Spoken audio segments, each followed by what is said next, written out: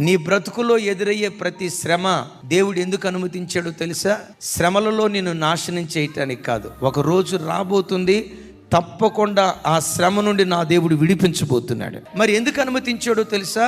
నీ జీవితంలో దేవుడు చేసిన కార్యం రాబోయే కాలాలలో నీ పిల్లలకు నువ్వు సాక్ష్యం చెప్పాలని.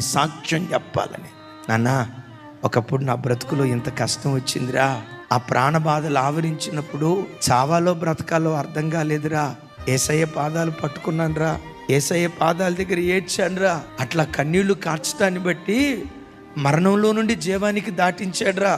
నీ బ్రతుకులో నీకేదైనా కష్టం వస్తే యేసయ్య పాదాలు పట్టుకోరా, నన్ను విడిపించిన దేవుడు నిన్ను కూడా విడిపిస్తాడని, నీ పిల్లలకు నీ బ్రతికే ఒక సాక్ష్యంగా ఉండాలని సాక్ష్యం కొరకే నీకు శ్రమను అనుమతించాడు.